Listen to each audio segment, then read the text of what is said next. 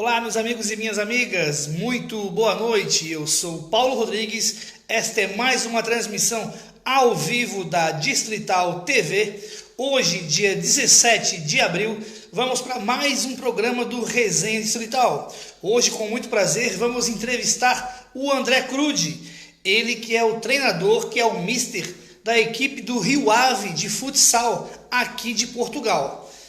Vai ser um papo muito legal e eu espero todos vocês. Dentro de instantes já estaremos aqui com o Mister André Crudi da equipa do Rio Ave. Desde já agradeço muito a todos vocês que já estão a participar da transmissão. Peço que, se possível, partilhe essa transmissão para que possamos alcançar o maior número de pessoas. E dentro de instantes a gente estará com o Mister André Crudi. Eu sou o Paulo Rodrigues, eu falo de Viana do Alentejo, aqui em Portugal. Mandar um abraço especial para o meu amigo Daniel Rosa, está aí na transmissão aí, muito obrigado pelo carinho. Meu amigo Daniel, se possível, compartilhe aí a nossa live com o Mister André Crudi. Eu estou à espera que ele nos envie o convite e dentro de instantes a gente vai dar então início a essa transmissão.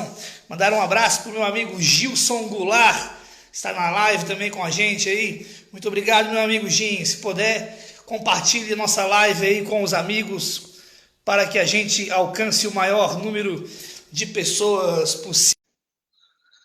Nós já aceitamos aqui o convite do Mister André.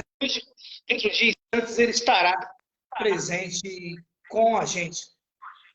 Mister André, muito boa tarde, me ouve bem? Me vê bem, amigo? Olá, Paulo, perfeitamente. Boa tarde, Paulo.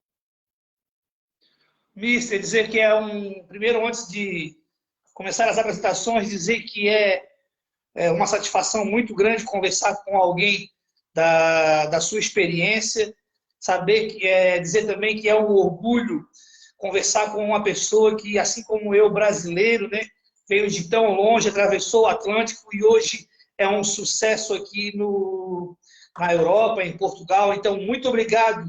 Você foi muito gentil desde a primeira vez que eu conversei, fiz o convite para você. Então, muito obrigado por nos receber, por contar um pouquinho da sua história e fazer esse programa com a gente, tá bom, mister? Não, Paulo, eu agradeço, não me vejo, sinceramente, não é falsa humildade, nem falsa modéstia, não me vejo com essa importância toda, sou apenas alguém que sou apaixonado por futsal, apaixonado por desporto. Eu é que agradeço o teu convite, o interesse que a nossa conversa despertou. Tá certo, mister. Antes de fazer a primeira pergunta, peço que todos vocês aí que estão nos assistindo, que compartilhem, né, que partilhem a nossa live com os amigos, para que alcançamos o maior número de telespectadores possível. Também aviso que a nossa live fica gravada na página do Facebook e assim que terminar a transmissão, estará disponível no canal do YouTube Distrital TV. Tá bom? Vamos dar início então, mister? Podemos começar? Vamos embora. Mister, a minha primeira pergunta para o amigo seria que contasse um pouquinho de quem é o André Crudi, quando saiu do Brasil, que contasse um pouquinho da sua juventude, se foi atleta, se não foi. Conta um pouquinho do seu início aí, da sua mocidade, vamos dizer assim. É assim, Paulo, eu tenho 55 anos, eu sou natural da cidade do Rio de Janeiro.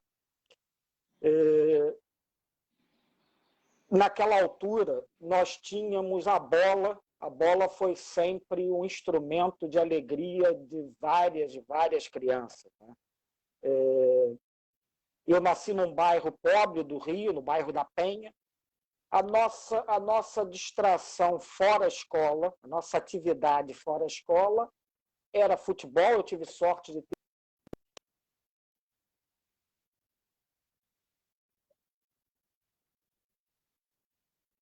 a escola de manhã e o futebol à tarde, ou vice-versa, quando a escola, o horário era à tarde, futebol de manhã. E muitas vezes futebol à noite, sendo obrigado a entrar em casa para jantar, porque por nós ficaríamos lá o dia inteiro a jogar bola. Outra coisa que eu considero que foi muito, muito boa naquela altura, nós, nos anos 60, né? Eu nasci nos anos 60, nos anos 60 e 70, o Brasil tinha um governo militar e uma das boas coisas desse governo foi a questão da educação. Eu sinto-me, sinceramente, um privilegiado, eu estudei em escola pública, e eu sinto-me um privilegiado porque, nesta altura, a escola pública brasileira, o ensino tinha muita qualidade. Não só na questão curricular, aquilo que era ensinado aos alunos, mas na questão do desporto, aquilo que era oferecido. Eu lembro que na minha escola nós tínhamos 2 atividades que podíamos escolher por uma questão de estrutura, a escola só tinha uma quadra construída atrás da escola, então nós tínhamos 2 alternativas. Ou era o futsal, o futebol de salão ainda, não se chamava futsal, né? Ou o futebol de salão, ou o handball, que no Brasil a gente chama de handball, né? E eu, como é lógico, optei por desempenhar nas aulas de educação física, as aulas fossem constituídas à base do futebol de salão. Num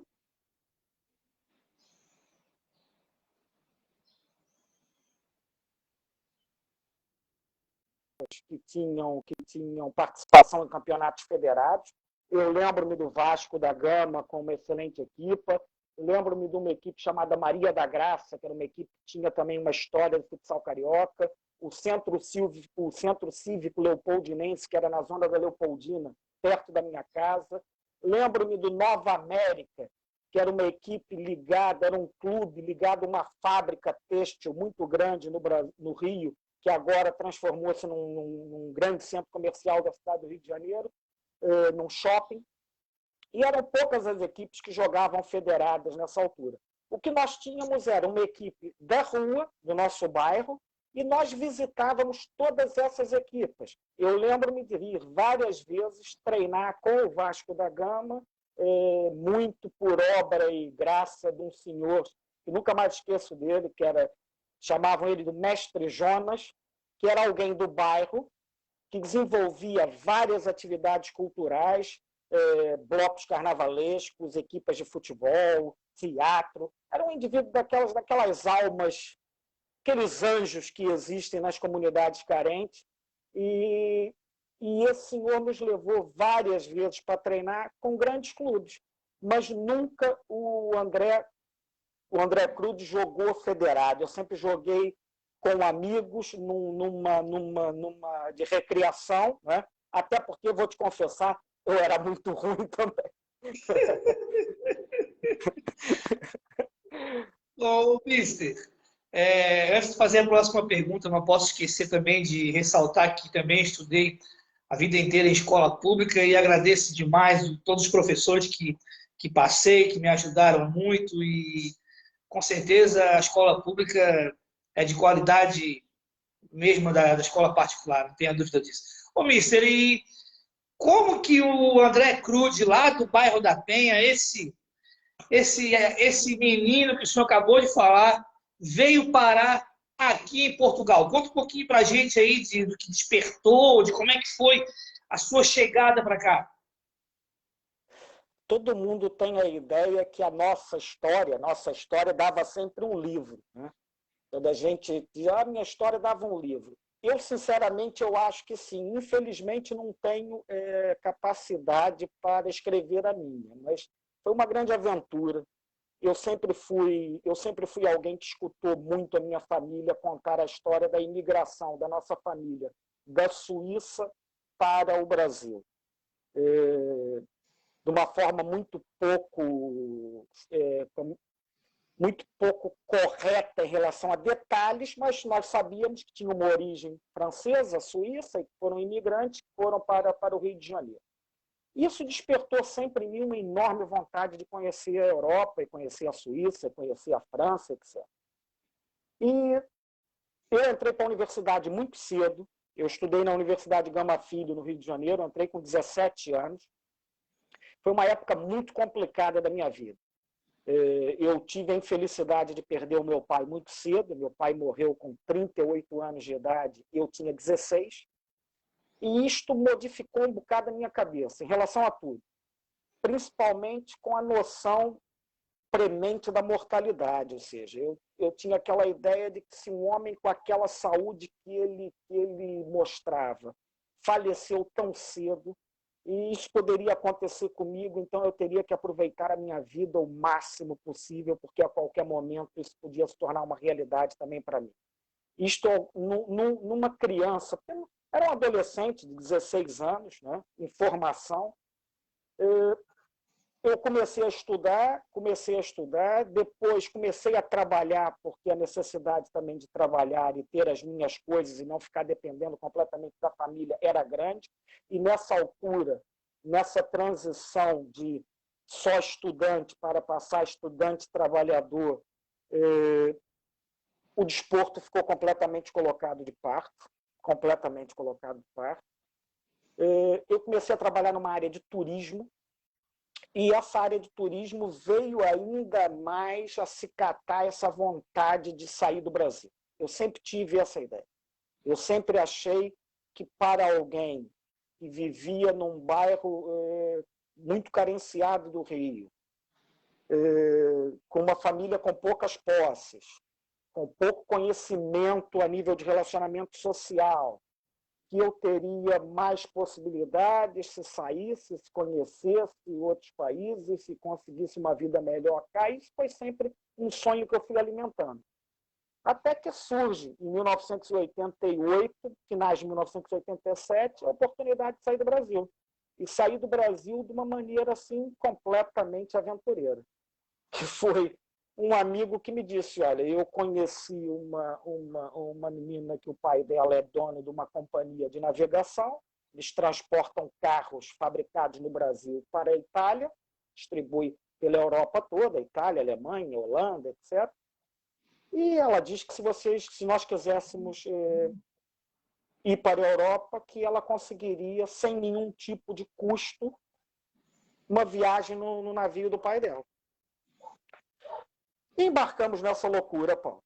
Eu e este amigo, sem passagem de volta, sem conhecer absolutamente nada, nem ninguém, só tivemos conhecimento do local que o navio iria parar efetivamente em alto mar, porque nós sabíamos a rota, mas não sabia onde é que íamos ser colocados fora. Entretanto, acabou sendo a Itália. A Itália era um dos pontos possíveis e a Itália foi o ponto onde nós chegamos na Europa. Ou seja, a vinda para cá é fruto de alguma irresponsabilidade da juventude. Eu tinha 22 anos, isso foi em 1988, de algum sonho de conhecer um outro país, de conhecer um outro mundo, um outro tipo de vida, e de muita irresponsabilidade. No fundo, de muita irresponsabilidade, com aquela garra, com aquela coragem dos 22 anos, que te diz que nada de mal vai te acontecer. Nada de mal vai te acontecer. Você vai partir, você vai tentar, você vai encarar esse desafio de uma maneira corajosa, e que nada de mal vai acontecer. E a realidade é que isto foi em 1988 e eu acabei de completar 33 anos a viver aqui na Europa. Olha só, que começo de história fascinante, né? Com certeza, o Mister usou bem a palavra, né? Um pouco de responsabilidade. Vivendo hoje aqui, a gente sabe o quanto podia dar errado, né, Mister? Essa sua chegada tinha, nossa senhora, a chance de dar certo foi mínima e com certeza deu certo. Um meio de transporte incomum, né? De barco. 23 dias no mar, porque o navio era brasileiro, era um rolão, eles chamam de rolão, roll-off, é um navio que transporta veículos. Transportava veículos no Mediterrâneo só, e uma empresa brasileira comprou, aumentou a capacidade de carga do navio, mas manteve o mesmo motor. Então você pode imaginar que a velocidade que esse navio atravessava o Atlântico era uma coisa muito, muito lenta. Ou seja, nós levamos 23 dias, mas foi uma experiência que eu guardo primeiro como uma história que eu vou contar o resto da minha vida com muito orgulho, né? Com muito orgulho. Em segundo, foi uma aprendizagem, porque apesar de viver num bairro carenciado, apesar de viver numa zona pobre da cidade, a minha família sempre proporcionou tudo a mim e a minha irmã, dentro do possível.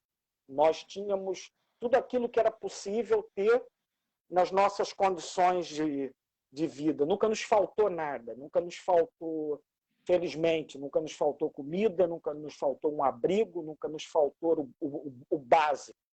Mas, naquele momento, você começa a valorizar tudo aquilo que você deixou para trás. A minha avó, às 6 da tarde, ia me ligar e ia perguntar: filho, o que queres comer? E eu a reclamar do menu, que era o mesmo que o dia seguinte, que o dia anterior.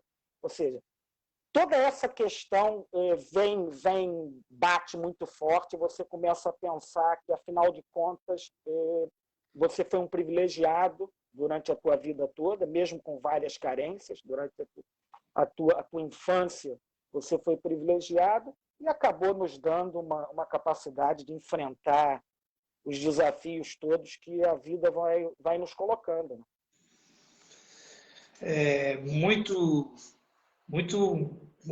bom ouvir essa sua história, que foi realmente um exemplo aí para todo mundo.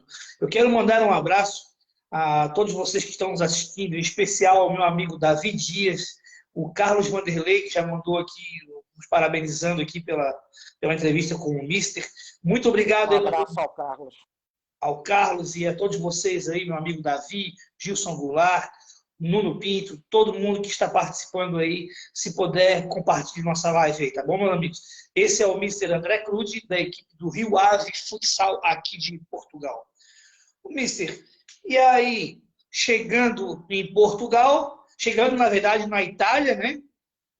Sim. Vamos continuando essa história.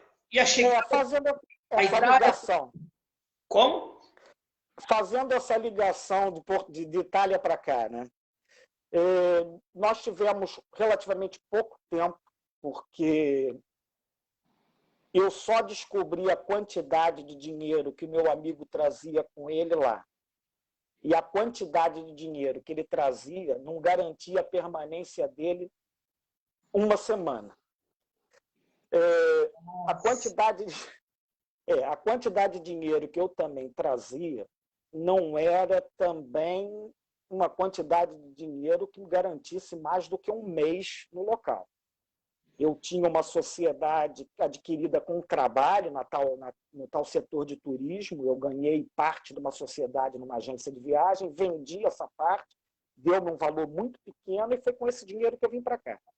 E o dinheiro acabando, porque nós ficamos hospedados no que no Brasil chama de albergue da juventude, aqui em Portugal chama pousada da juventude, dentro do Estádio Olímpico de Roma, e aquilo tem um tempo muito curto, no final de uma semana você tem que sair. Nós ainda conseguimos prolongar aquilo ali um pouquinho e tal, tivemos cerca de 2 semanas, e no final de 2 semanas eu comecei a olhar para aquela situação e disse assim: bom, nós já fizemos uma aventura enorme, muito grande, já arriscamos muito, agora está na hora de tentar garantir pelo menos aqui alguma segurança. E lembrei-me de um cartão que eu tinha recebido de alguém, que até hoje está aqui e é meu amigo, que me disse: olha, eu sei que você vai para a Europa, vai fazer essa aventura, se tiver qualquer problema, liga para mim, que eu vivo numa cidade do norte de Portugal chamada Póvoa de Varzim. E foi o azar da vida dele, porque nós ligamos. E é o Carlos Maio, que é alguém que realmente teve na altura uma atitude muito, muito, muito humana, no sentido de dizer: anda aqui para casa, fica aqui em casa, tenta arranjar emprego e enquanto vocês não tiverem emprego, vocês podem ficar aqui. A verdade é que nós saímos da Itália, ainda tivemos a possibilidade de continuar na Itália, porque conhecemos umas pessoas no comboio, que é o trem, né? No comboio de Gênova para Portugal, mas a coisa não era muito sólida e eu, mais uma vez, achei que, não, peraí, já estamos a arriscar demais. Já gastamos os nossos santos todos, é melhor ir. E ao chegar aqui, arranjamos logo um emprego. Nessa altura, Portugal, a imigração portuguesa eram jogadores de futebol. Era raro, ou eram jogadores de futebol, ou eram familiares de primeira ou segunda geração portuguesa que aqui estavam, que vinham aqui, que não era muito normal, em 1988, você ter uma imigração que pensava em Portugal como um local de trabalho. Infelizmente, quem é da minha geração sabe disso, nos anos 80 e nos anos 70, a nossa meta de mundo perfeito era os Estados Unidos, porque nós consumíamos tudo da televisão, era americana. Quando a gente olhava para um país próspero, para pessoas de um nível melhor do que o nosso, a gente imaginava os americanos. A Europa era uma coisa muito distante, muito distante. E com a barreira da língua também, etc. E Portugal nunca se constituiu como um cenário de é lá que eu vou melhorar a minha vida. Portanto, existiam muito, mas muito poucos brasileiros em Portugal. Jogadores, fundamentalmente. Cheguei na Póvoa de Varzim, conheci alguns, estão cá até hoje. O pai o zagueiro da seleção portuguesa durante muitos anos, o Bruno Alves. O pai dele é o Washington Alves. Jogou no Flamengo, jogou numa série de clubes no Brasil, veio para Portugal nos anos 70, ele e o irmão. Ele é irmão do Geraldo, faleceu, aquele meio-campista do Flamengo, da equipa fantástica que o Flamengo teve nos anos 70. O Geraldo, Washington, outros jogadores brasileiros estavam aqui, e nós fomos começando. Arranjei logo trabalho, logo no meu primeiro dia útil em Portugal. Cheguei num sábado, na segunda-feira voltei para casa com 3 empregos. Podia escolher o que eu ia fazer, acabei escolhendo um trabalho num sistema de consórcio, que era um sistema brasileiro que eu estava mais ou menos identificado. E começamos assim. A experiência aqui no início em Portugal foi com esse grupo de jogadores, de ex-jogadores, e daí eu começo a voltar a me integrar no desporto. Porque começo a conviver com eles, começo a jogar uma pelada ao domingo, começo a jogar uma pelada ao fim de semana, e foi nesse contexto que eu comecei a me integrar no desporto aqui em Portugal. Mister, eu costumo dizer que passou um filme na minha cabeça agora que muita coisa que o Mister fala também aconteceu comigo, né? Eu costumo dizer que vai aparecendo anjos na nossa vida, né, Mister? Que parece assim que vão estendendo a mão, que a gente não sabe de onde veio aquela pessoa e que aparece na hora certa, na hora que a gente mais precisa. Então, com certeza é a mão do homem lá de cima, né? É aquela história, nós nunca lembramos de bens materiais, né? Normalmente, nós lembramos de pessoas e lugares, né? Nossa memória, aquilo que nos faz saudoso, com saudade, é de alguma pessoa que a gente conheceu, de algum lugar, de algum momento que a gente viveu. Raramente a gente lembra do carro que teve, olha que saudade do carro que eu tive, não, que saudade daquele momento que eu tive com alguém. E as pessoas elas vão entrando na nossa vida. Tanto pessoas que nos fazem bem e que nós vamos lembrar com muito carinho, quanto pessoas que se calhar não tiveram um papel tão positivo, mas que também serviram de alguma maneira para nos ensinar alguma coisa, para nos colocar à prova, ou seja, eu acho que as coisas vão acontecendo sempre com algum. E mesmo de uma coisa muito negativa, a gente pode tirar coisas boas e pode tirar. Por exemplo, essa pandemia, né, uma coisa impensável nas nossas vidas, uma coisa que nós víamos somente em filmes e achávamos que isso nunca iria acontecer, que era ficção científica, ou era ficção apenas. E o que serviu? O que trouxe de bom? Trouxe esse tipo de iniciativa que nós estamos tendo aqui hoje, trouxe uma série de lives, de cursos e disponibilidade de material na minha área, no futsal, gratuito para muita gente. Trouxe uma série de coisas positivas também.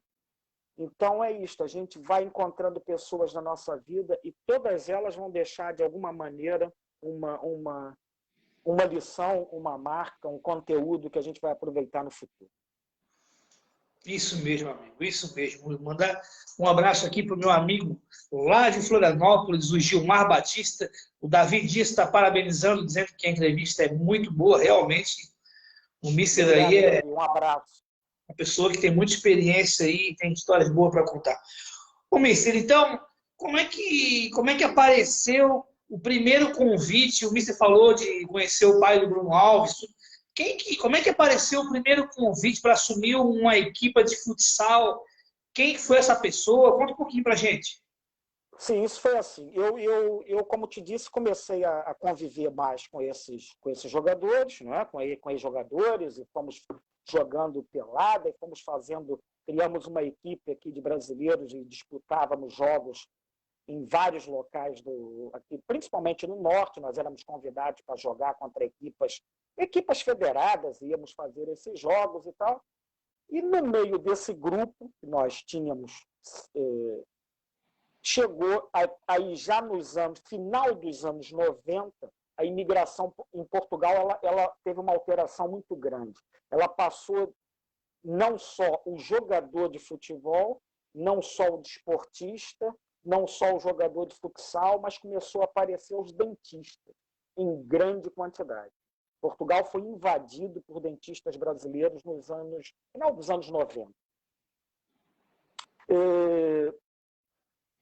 Eu conheci, nesse grupo de futebol, um dentista brasileiro, jovem, do Rio de Janeiro também, e ele ainda jogava futsal num clube aqui chamado Acadêmico de Mugadouro. Eu não sei se o Paulo está identificado. Mugadouro é uma cidade que fica em Trás-os-Montes, quase fronteira com a Espanha, lá em cima, perto de Bragança, e ele jogava futsal nesse clube.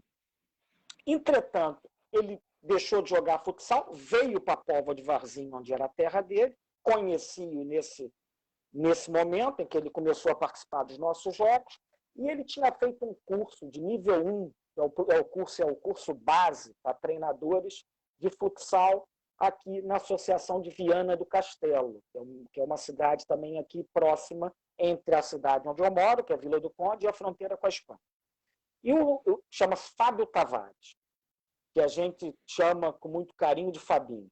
Então, o Fabinho teve um convite e chamou-me para trabalhar com ele. Disse: André, eu tive um convite de um clube para trabalhar como treinador, eu acabei o meu curso de nível 1.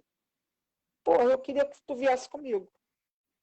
Eu olho para você, eu acho que você tem essa capacidade para trabalhar com jovem, era um escalão de júnior, eu acho que você tem essa capacidade de trabalhar com jovem. Eu disse: Fábio, assim, futsal, ou futebol de salão, eu tenho algum conhecimento, porque desde a escola, nós tivemos um treinador na escola que era um professor de educação física excelente, que nos deu os princípios, os fundamentos do futsal, que eu guardo até hoje. A questão das triangulações, a questão das coberturas, das compensações, dos bloqueios, coisas que eu ouvi quando tinha 10, 12, 13. Mas eu estou muito tempo afastado disso. Eu não sei até que ponto eu posso realmente te ajudar. Ele disse: não, vem, que tu vais gostar. E eu disse: olha, então eu vou fazer o seguinte, vou fazer uma experiência, se eu achar que não posso te ajudar, eu saio e não quero estar aqui a ocupar aqui o lugar de alguém que realmente poderia colaborar. E o clube é o Rio Ave Futebol Clube. O primeiro convite surge no Rio Ave Futebol Clube como treinador adjunto dessa equipe de júniors. Eu tinha 40 anos na altura. Ou seja, isso foi em 2005. E a partir daí, Paulo, foi uma paixão arrebatadora, foi voltar atrás tudo aquilo que eu tinha vivido e que tinha ficado para trás por vários motivos, desde a questão, como eu te disse, do falecimento do meu pai, dos estudos, do trabalho, da viagem para cá, da necessidade de sobreviver. Tinha necessidade, era de trabalhar para sobreviver. Né? E isso tudo reacendeu. E aí, no primeiro ano, nós pegamos uma equipe que já vinha 2 anos no clube, tivemos um campeonato muito normal, muito regular, mas nada de extraordinário. No segundo ano, essa equipe, quase toda ela, queimou a idade e saiu, e nós fizemos o que é chamado no Brasil de peneira, né? Aqui é chamado de captações, fizemos captações numa escola.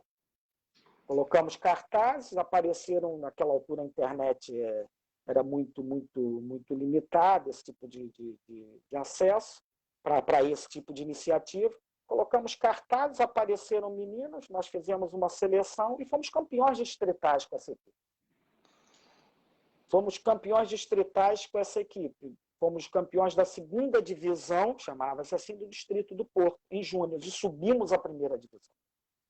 E aí, neste ano, eu faço o meu primeiro curso de futsal. Inicio o meu primeiro curso de futsal. Tiro o nível 1, o tal nível base do futsal. E a partir daí nunca mais parei. Nunca mais parei.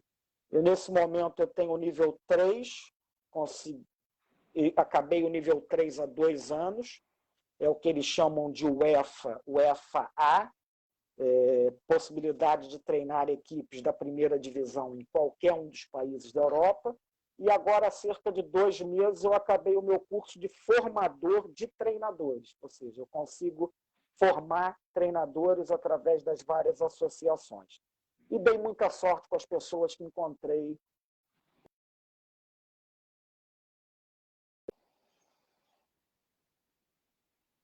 Técnica da seleção nacional hoje, campeã da Europa de futsal, Portugal campeão da Europa de futsal, o Sporting Clube de Portugal é campeão europeu de clubes em futsal. A base, essa gente toda, eu apanhei nos cursos de futsal. E foi fantástico, é uma paixão que eu tenho, reacendeu muito a minha vontade por estudar. Eu quando entrei, Paulo, na sala de aula pela primeira vez no curso de nível 1, caiu-me assim a realidade a dizer assim, porra, eu desperdicei uma oportunidade de ouro numa universidade e podia ter concluído, reacendeu aquela paixão por estudar, por conhecimento, por melhorar, por ser melhor, e foi assim que as coisas começaram. Ô, Mister, queria que você contasse um pouquinho, até para o pessoal que está nos assistindo aí no Brasil, contasse um pouquinho da grandeza do Rio Ave na instituição no todo, né? No futebol de 11, como a gente chama aqui. Conta um pouquinho para a gente da grandeza do Rio Ave aí, Mister. Ok, só para que as pessoas tenham uma ideia, o Rio Ave foi fundado em 1939, ok? É um clube que foi fundado em 1939. Esse clube é um clube de uma cidade não muito grande, Vila do Conde, ela fica a cerca de 25 quilômetros da cidade do Porto, que é a maior cidade do norte de Portugal, e fica a 90 quilômetros da fronteira com a Espanha, que é a região da Galiza. Nós antigamente usávamos o termo galego de forma errada, chamávamos o galego português, mas na realidade o galego é um cidadão, é o cidadão que habita uma região espanhola a norte de Portugal, que é a Galiza. E o Rio Ave nasceu nessa cidade. O Rio Ave tem uma história de futebol, foi sempre a história do Rio Ave, a história do futebol, e foi sempre um clube pequeno que foi crescendo ano a ano. Um clube formado por um grupo de amigos, uma associação pequena, e foi crescendo ao longo desses anos. O clube, em 2000, andou em primeira divisão, andou sempre distrital, depois terceira divisão, segunda, consolidou-se durante muitos anos na segunda divisão e depois passou uma altura com a vinda também, e isso não é só por isso, porque nós temos... Agora não, porque felizmente agora a gente quer ver um campeonato em qualquer lugar do mundo, a gente tem acesso. Mas antigamente nós tínhamos muito pouco conhecimento do futebol português.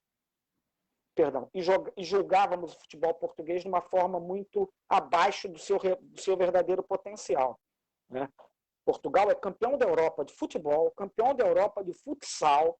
O Futebol Clube do Porto tem 2 títulos da UEFA Champions League, né? Ou seja, há aqui uma grandeza de Portugal com 10 milhões de habitantes, que as pessoas não...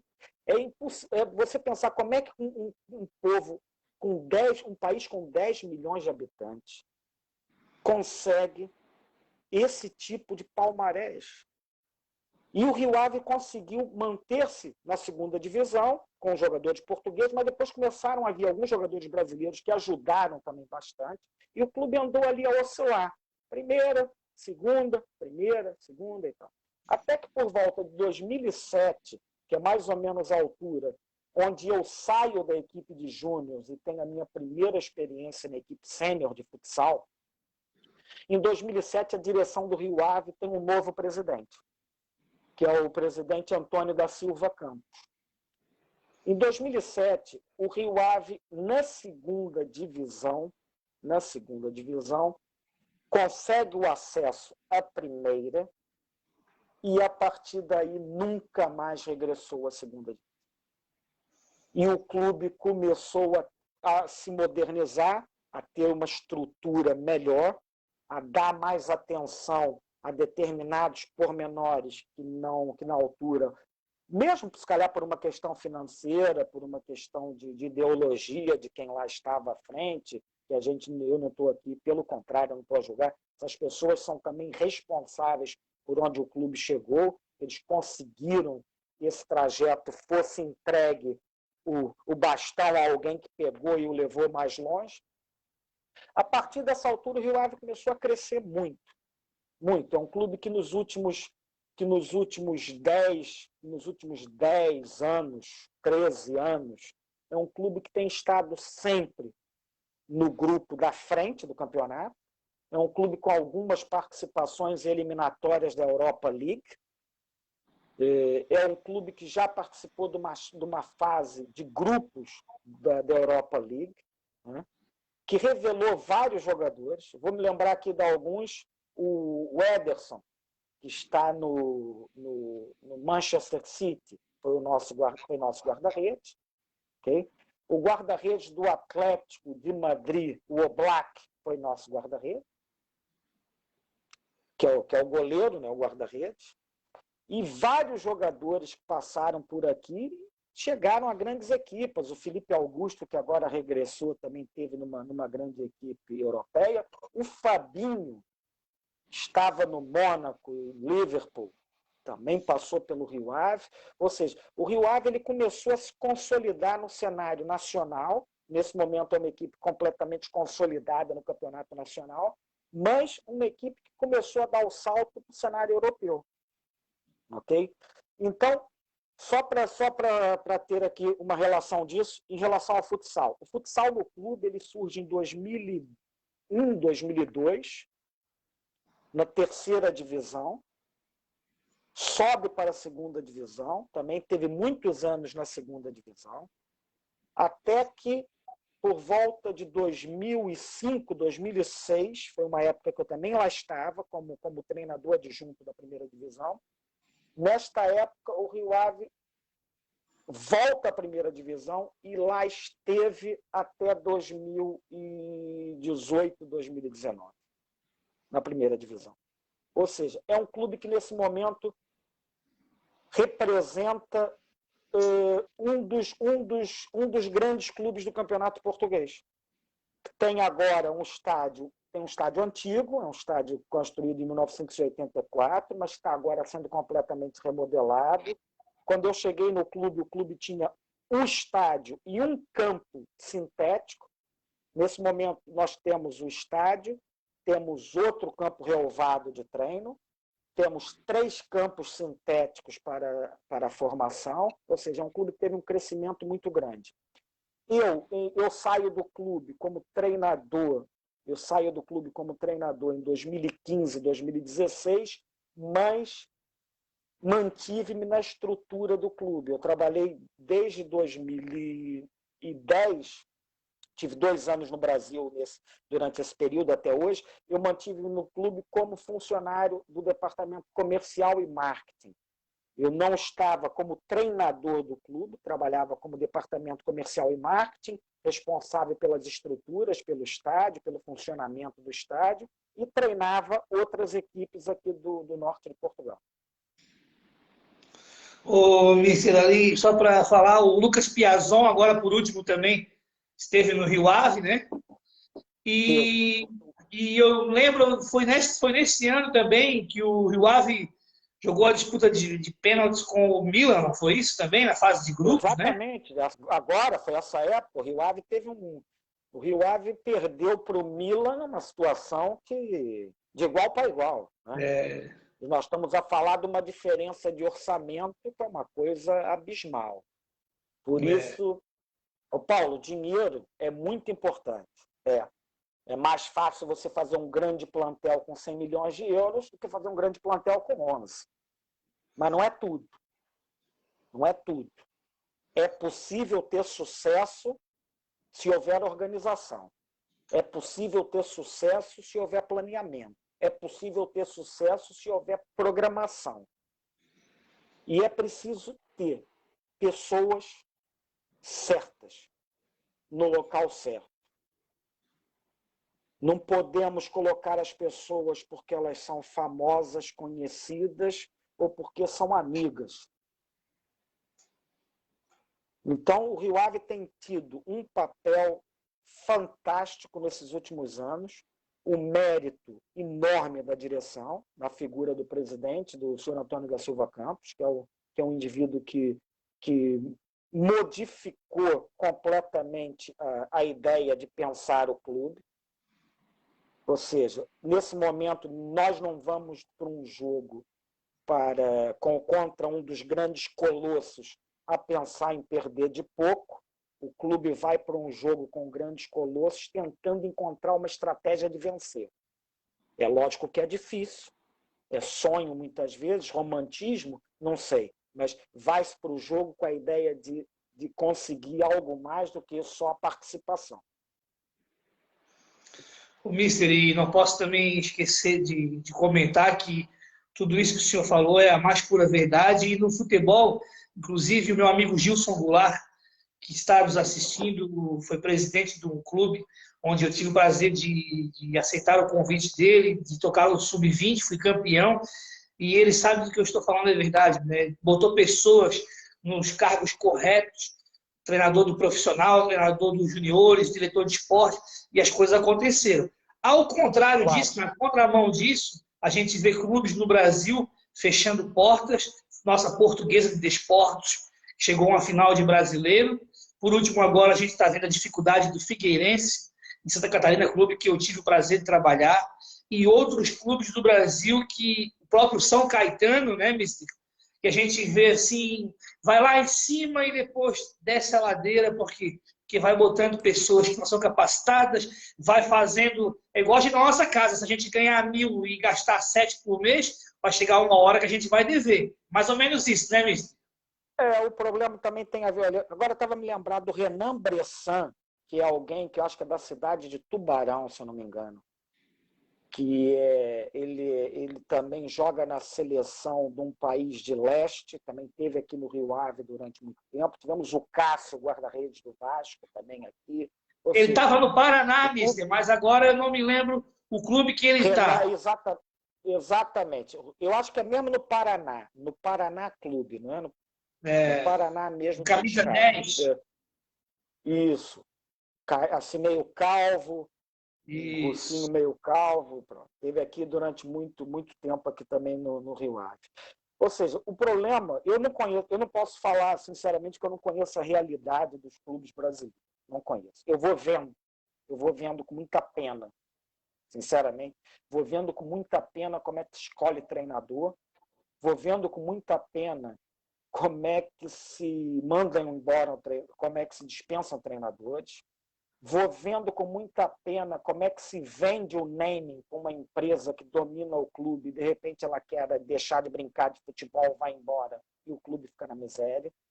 Ou seja, é uma situação complicada, não deve ser fácil gerir um clube no Brasil. Eu estive aí a visitar alguns clubes em 2018, principalmente no Nordeste. Fiquei espantado com, ao mesmo tempo, a grandeza do clube e o amadorismo da gestão. Fiquei espantado com algumas coisas que eu vi, sem citar nomes, que não quero, não estou a fazer julgamento, estamos só a falar em relação a essas diferenças. Eu fui por uma tribuna presidencial de um desses clubes, e nós aqui no Rio Ave instituímos uma coisa que é, numa tribuna presidencial, ninguém entra de calção, porque é uma tribuna presidencial, ninguém entra de chinelos, ninguém fuma numa tribuna presidencial, e ninguém come sentado numa cadeira. Há uma sala para isso. Há uma sala onde as pessoas, no intervalo, têm um serviço de catering, e as pessoas vão comer, vão confraternizar uma com as outras, tem um espaço para fumar e tal. E quando eu cheguei num desses clubes no Nordeste, eu vi pessoas, crianças no meio da tribuna presidencial, que é uma coisa que também me surpreendeu, porque normalmente a tribuna presidencial ela é um espaço institucional do clube.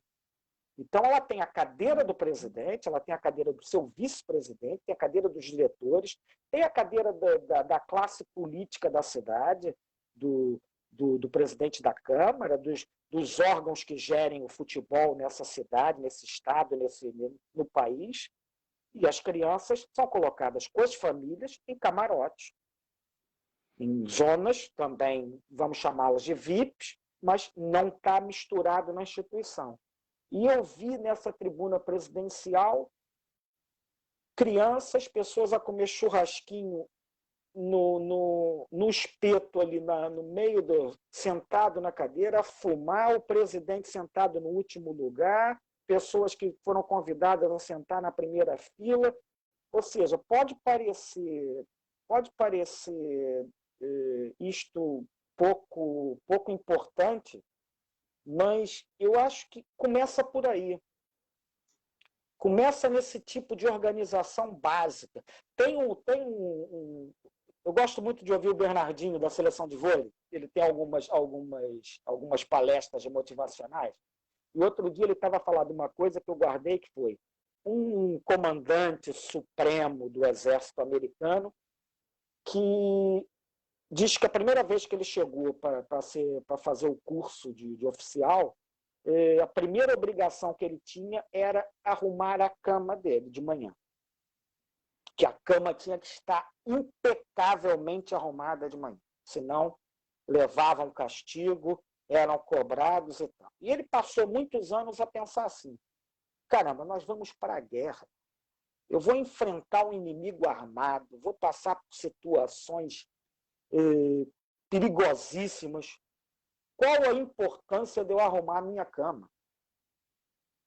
E um general na altura disse a ele, é que se você não fizer o serviço mais simples, bem feito, você nunca vai conseguir fazer o mais importante. Entende? E eu acho que nos clubes no Brasil, a ideia com que eu fiquei é falta uma forma mais organizada de pensar o básico. Se o básico não é pensado dessa maneira, imagina o econômico-financeiro.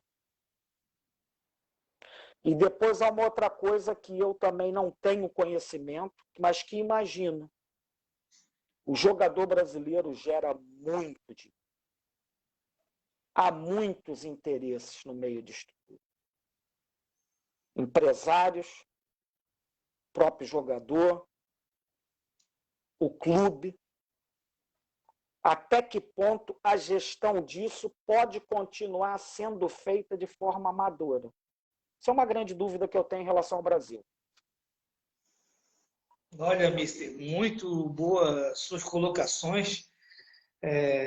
São assuntos que eu conversei com o Mister antes da live durante a semana. Sim, São assuntos sim. que, se a gente for abordar a fundo, até semana que vem a gente não consegue terminar essa live, porque é Nós verdade, temos que fazer por episódios. é mesmo. E também mandar um abraço aqui para o meu amigo, o Elias Cunha, está nos dando parabéns aí pela live. Também o Gilson Goulart disse que foi um prazer ter convivido aí comigo no clube de futebol. Muito obrigado também, meu amigo Ginho. E só para deixar claro ali que eu pesquisei agora enquanto o Mister falou, o Bressan, Renan Bressan, da seleção da Bielorrússia, atualmente está no Juventude de Caxias. Exatamente. Renan Bressan, Bielorrússia, exato. Eu estava, sabe que a cabeça também às vezes falha aqui um pouquinho a memória. A memória já não está assim grande coisa, mas é isso. A seleção da Bielorrússia também esteve cá conosco durante muito tempo. Ô, Mister, a minha próxima pergunta para o meu amigo é o dia marcante na profissão. Qual foi o dia que o senhor, não é que se sentiu orgulhoso, né? Que a gente se sente orgulhoso todos os dias. Qual foi o dia assim que o senhor olhou para cima e disse assim, olha, hoje nunca mais sai da minha cabeça? Olha, dois momentos. O primeiro, quando eu entreguei o relatório de estágio do curso de nível 3, porque só para ter uma ideia de como é que funcionam os cursos de treinador aqui, e eu vi grande polêmica no Brasil, aquela vaidade, eu sei de tudo, não quero fazer curso, e eu acredito que quem sabe tudo não tem mais nada para aprender, e quem não tem para aprender não evolui. Então, o dia que eu entreguei o meu relatório de estágio do nível 3, que o curso aqui funciona assim, o último nível, nós fizemos, por causa da pandemia, não foi possível aula presencial, então nós fizemos cerca de 40 dias de aulas diárias através da internet, né, pelo Zoom. Pronto, terminado esse tempo, nós fomos a Lisboa, a chamada Casa da Seleção, que é onde fica a Federação Portuguesa de Futebol, e fizemos o teste, alguns testes feitos em Lisboa, outros feitos aqui no Porto, através da Associação de Futebol do Porto, e fizemos todas essas disciplinas consideradas as disciplinas teóricas. Passamos, tivemos nota para seguir em frente, fomos para a Universidade da Beira Interior, que é uma universidade que fica numa cidade chamada Covilhã, e tivemos cerca de 40 dias em regime de internato na universidade. Só vínhamos para casa sexta-feira à noite e regressávamos segunda de manhã. E durante esses 40 dias, a nossa rotina era acordar, tomar o pequeno almoço ou o café da manhã, né? Sala de aula, estudávamos uma parte teórica de técnico-tático, de capacidades motoras, de psicologia desportiva, de uma dessas matérias que constituía a parte específica, e à tarde íamos para o pavilhão, que é o ginásio no Brasil. E no ginásio nós reproduzíamos aquilo que teoricamente nós fizemos de manhã. Foram 40 dias assim. No final, fizemos testes, fizemos provas, fomos aceitos como treinadores de nível 3, mas não estamos ainda aptos a trabalhar como treinadores de nível 3.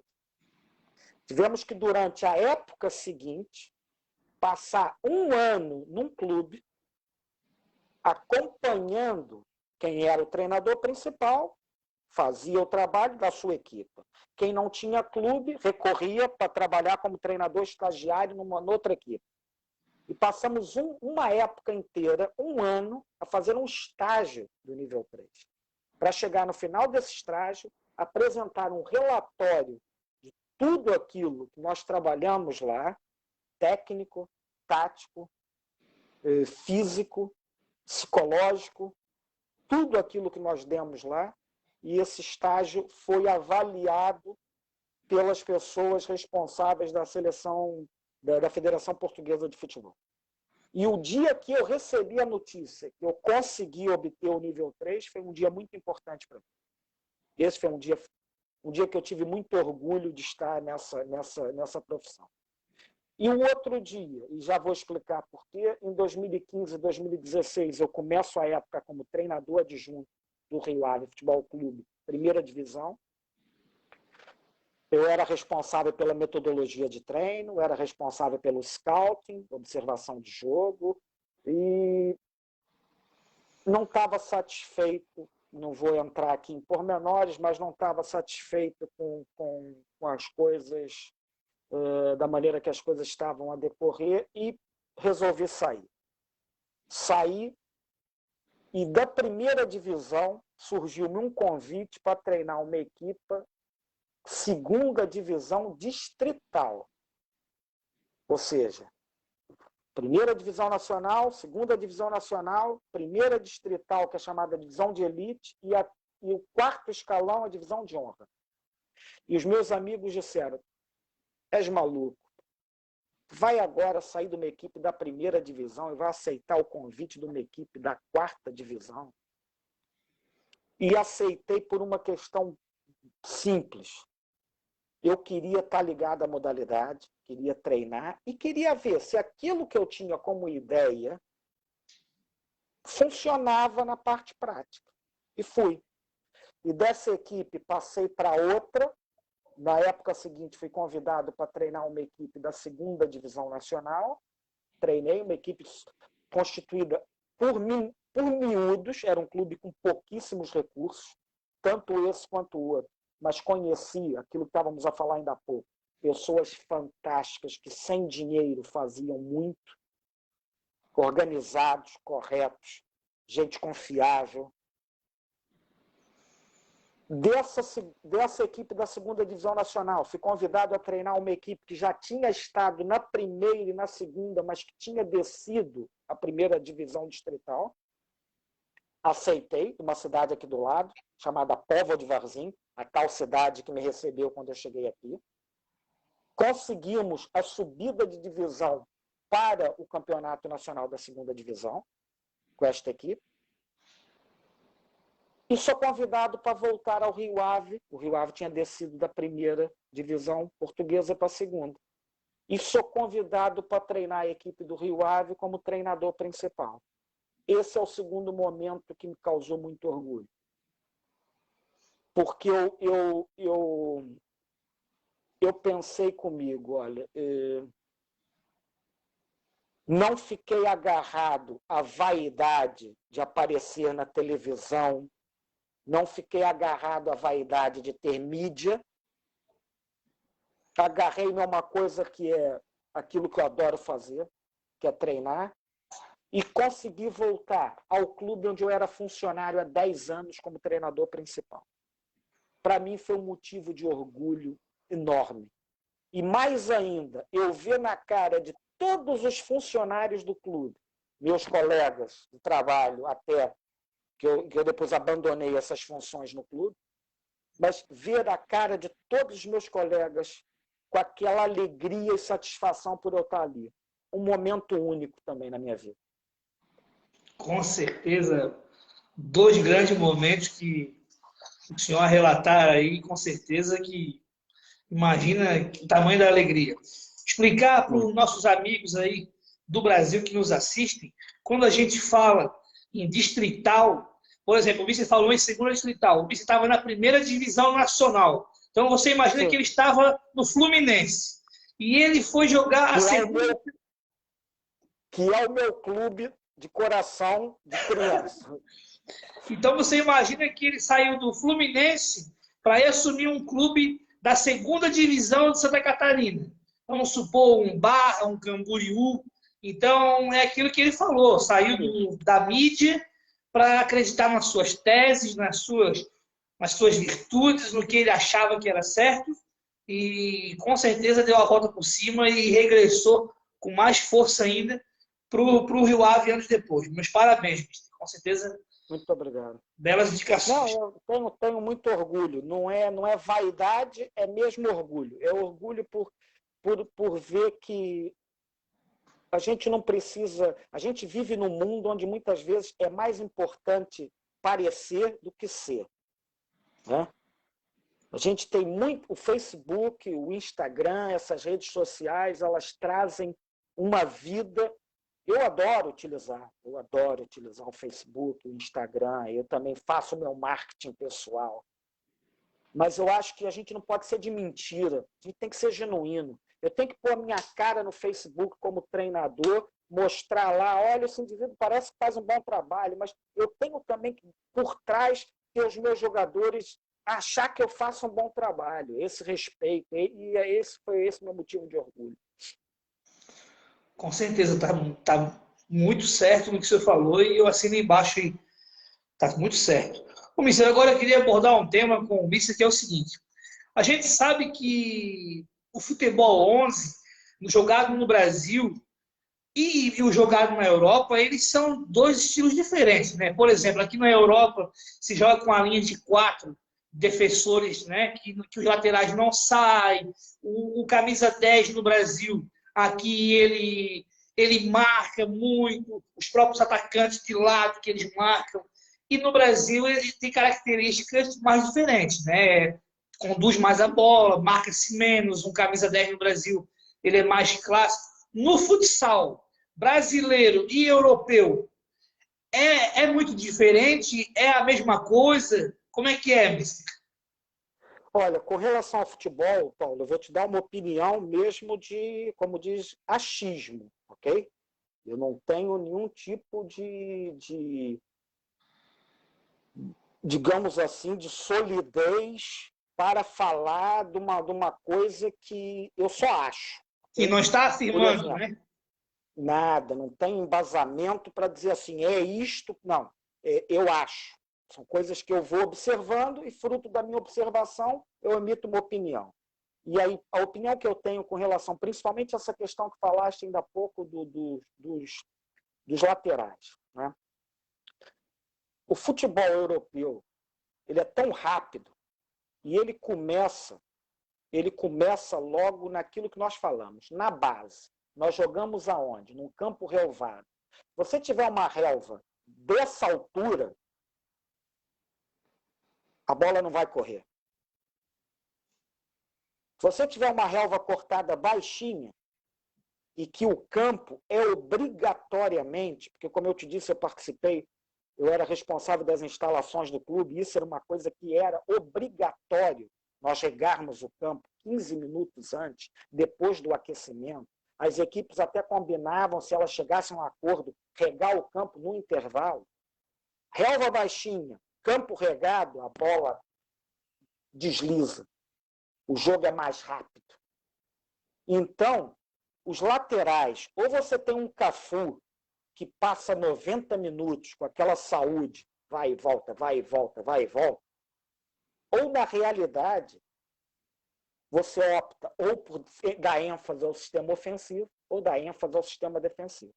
Então, se a característica do teu atleta não é de uma resistência para produzir de forma eficaz os dois movimentos, você opta por um. Isto é o que eu penso em relação a isso. Meio-campo no Brasil é aquele meio-campo do indivíduo que, com muita habilidade, com muita capacidade técnica, mas com pouca pressão sobre a bola que ele porta, muitas vezes.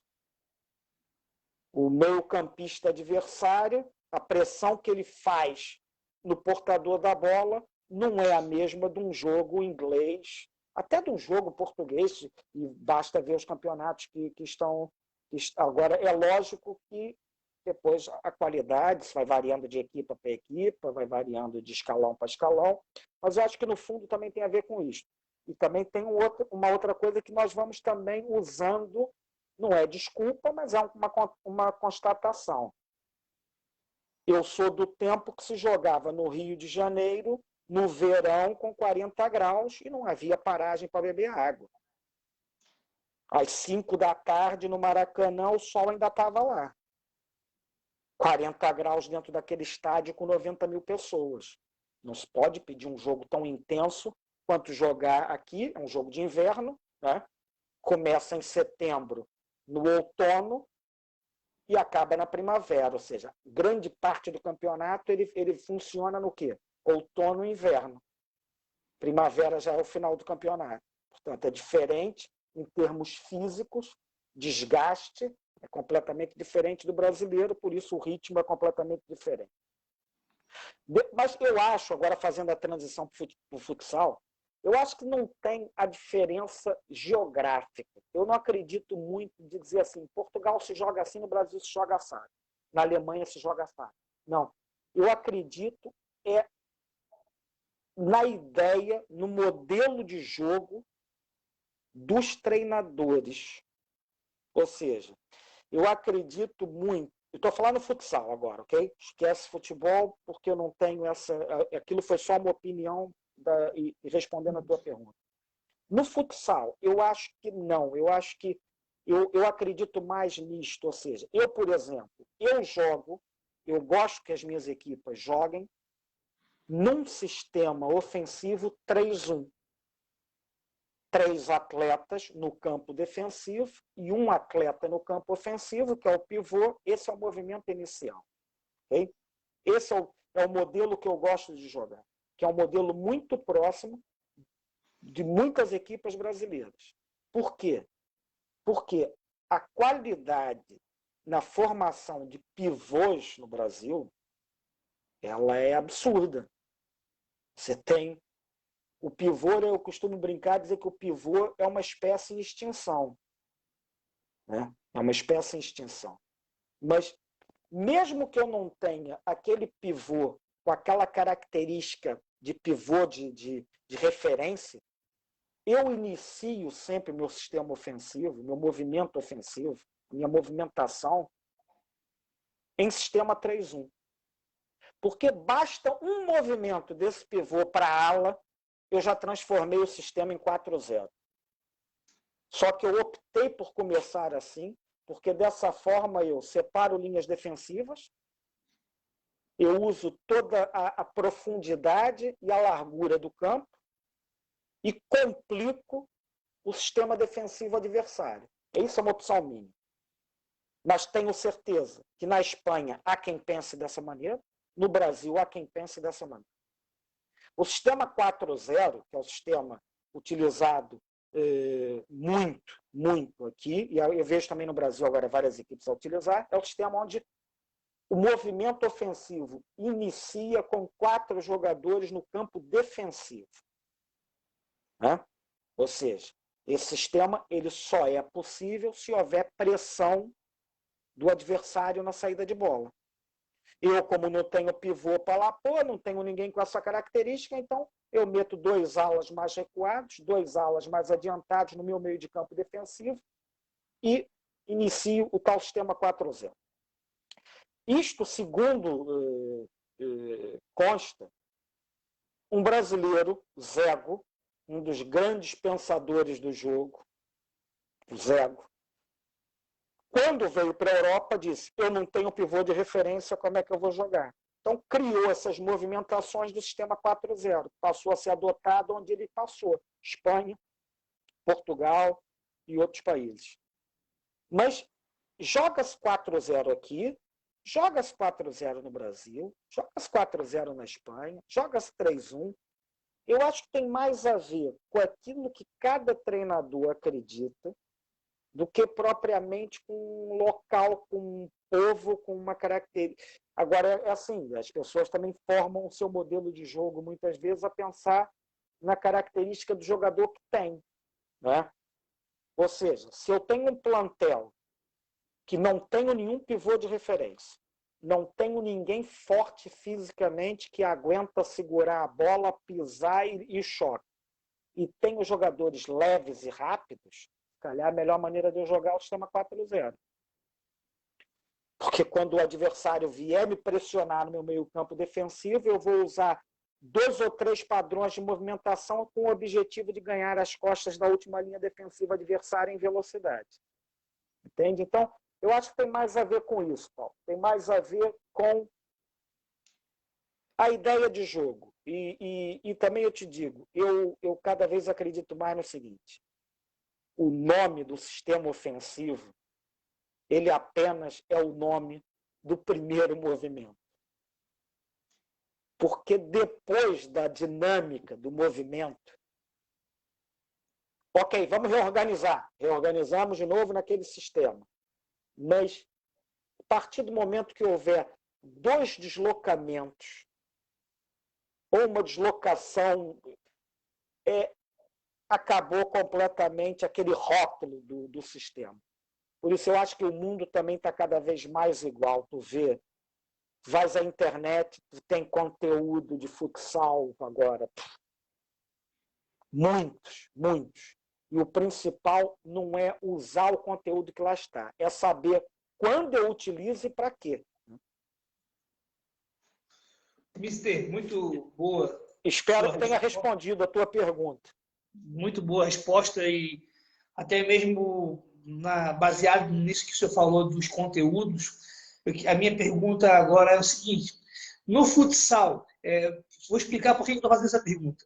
No futebol 11, o que eu vejo aqui, muitas vezes é a dificuldade, não sei se a palavra certa é dificuldade, mas você não consegue, o treinador não consegue pegar com o outro imagens, lance de jogos, porque aquilo dali ele é muito próprio de cada treinador. Ele não aceita passar aquilo para frente, porque ele está dando, eu acho que, não sei se isso é a palavra certa, ele está dando informações do seu jogo, dos seus modelos, e ele não gosta. Pelo que eu sei, no futsal é um pouquinho diferente, né, Mister? Há uma boa relação entre os treinadores, há vários treinadores que passam informações uns para os outros, é mais ou menos isso, né? Esse problema ele só se coloca em escalões inferiores. Vou te explicar por quê. Primeira divisão portuguesa e segunda divisão portuguesa, existe uma ferramenta de scouting, de observação. São 2 empresas, onde você paga uma cota mensal para eles, e eles te fornecem momentos do jogo que são cortados. Ok? Momentos do jogo cortados. São 2 empresas que só se dedicam a isso. Os jogos hoje em dia são todos filmados, portanto não há o que esconder. Só que antigamente, mesmo sendo filmado, você tinha que ter um scouting que via o jogo, como eu faço ainda. Eu gravo os meus jogos todos, depois dos meus jogos gravados, eu sento e começo a ver, olha, aquele movimento ali foi bem feito, foi errado, eu olho o adversário e tal, e corto, edito o filme cortando aquele momento. Essas empresas te facilitam a vida, porque tu chega lá e diz assim, adversário tal, corner, defesa do corner. Clica e vai te aparecer todos os momentos de defesa do corner cortados. Você não precisa andar atrás de cortar, de editar, de perder horas e horas e horas disso. Quero saber movimentação ofensiva da equipa X. Movimentação ofensiva em sistema tal. Clicas lá e te aparecem todas as movimentações ofensivas naquele sistema. Saída da bola do guarda-redes, do goleiro. Como é que a equipa sai? Como é que é? Os laterais sobem, os centrais abrem, o meio vem buscar. Então, está tudo preparado. Não há o que esconder. No futsal, a mesma coisa. A primeira divisão portuguesa, todos os jogos são filmados. E todas as equipas, no final, têm acesso a essas 2 plataformas, ok? Essas 2 plataformas, que te vão dar todos esses momentos cortados. Sabe que no futsal, muito mais do que no futebol, o canto, né? O canto, que é o corner, como nós chamamos aí, o canto e o pontapé de linha lateral, é uma oportunidade de golo muito grande. Então, elas estão todas cortadas. Eu quero saber do Benfica como é que bate os cantos. Do lado direito, como é que bate? Quem é que bate? Como é que ele se movimenta? Quais são as alternativas? Eu tenho lá tudo. Portanto, não há o que esconder. Na segunda divisão, a gente não tem jogos televisionados. Eu tenho uma câmera minha, eu tenho alguém que trabalha comigo, que filma os jogos, todos. Ele dá no final do jogo a câmerazinha, eu vou aqui no meu computador, meto o jogo e começo aquele trabalhinho de horas a ver, a cortar, a pensar. Olha, isso aqui deu certo, vamos repetir, mas falhamos ali. Mas há uma troca entre treinadores. Por exemplo, ano passado, nós ficamos em segundo lugar na série regular do campeonato, depois foram 2 equipes por séries apuradas com playoff que daria o acesso à primeira divisão, e eu lutava pelo primeiro lugar, que era aquele que o clube, o Rio Ave não tem outra forma de encarar. Eu não posso chegar no Rio Ave e dizer eu vou fazer o meu melhor. Não, eu no Rio Ave, eu tenho que estar em primeiro lugar, esse é o raciocínio. Então eu lutava pelo primeiro lugar com essa equipe, uma equipe da cidade aqui, também de Vila do Conde, que acabou subindo de divisão no playoff, numa outra série que eles apanharam, eles conseguiram subir. Eu trocava com o treinador, com o Nuno. O Nuno, no final do jogo dele, mandava o jogo dele e eu mandava o meu para ele. Jogamos entre nós, foram 2 jogos, ganhamos o primeiro jogo, empatamos o segundo, foram 2 jogos que podia ter dado para um lado ou para o outro, foram jogos fantásticos, quem foi assistir, ainda se podia assistir, foi espetacular, mas nós trocávamos. Há treinadores que me ligam e me pedem, André, tens o jogo do teu jogo contra fulano de tal? Tenho. Mando. Olha, e tens o teu jogo contra não sei quem? Tem. Porque não há o que esconder. Não há, está tudo inventado. Está tudo inventado. Nós temos movimentações que são movimentações padrão? Temos. Nós temos esquemas táticos, que são os cantos, pontapés de linhas laterais, marcação de livre 10 metros, saídas de pressão? Temos. Mas eu não tenho uma. Eu tenho, por exemplo, um canto. Eu tenho um canto e um pontapé de linha lateral. Depois deste único canto, eu tenho 3 ou 4 variantes. Que depende do quê? Da forma como a defesa contrária reage. Se ele fecha aqui, a gente usa 2. Se ele abre ali, a gente usa 3. Então eu vou esconder o quê? Eu acho que isso, sinceramente, eu acho que isso promove crescimento do treinador, porque eu aprendo muito vendo vídeo. Eu acho que eu aprendi mais vendo vídeo do que outra coisa qualquer. Porque no campo, Paulo, você está lá e você está com o barulho, você está com a emoção, você tem 1.500 coisas acontecendo ao teu redor com um fator que te distrai, que é o fator emocional. Você está ali vivendo aquilo de uma maneira muito, muito intensa. No vídeo, não. Eu estou sentado em casa, estou tomando um chazinho como estou aqui, ou estou tomando um cálicezinho de vinho para relaxar de vez em quando, ou estou só a pensar naquilo. Então, o vídeo é muito importante. Eu acho que todas as pessoas deviam dar informação uns aos outros para o crescimento. Todo mundo tem a carta, não é? Todo mundo tem acesso às cartas. Quem souber jogar melhor é que vai sair. Não é porque eu escondi uma coisa que eu acho que é fantástica, que só eu inventei, que eu vou ter sucesso ou não. Mais uma ótima explicação do Mister André Crude. Mandar um abraço aí para o meu amigo Anderson Silva, que está nos assistindo.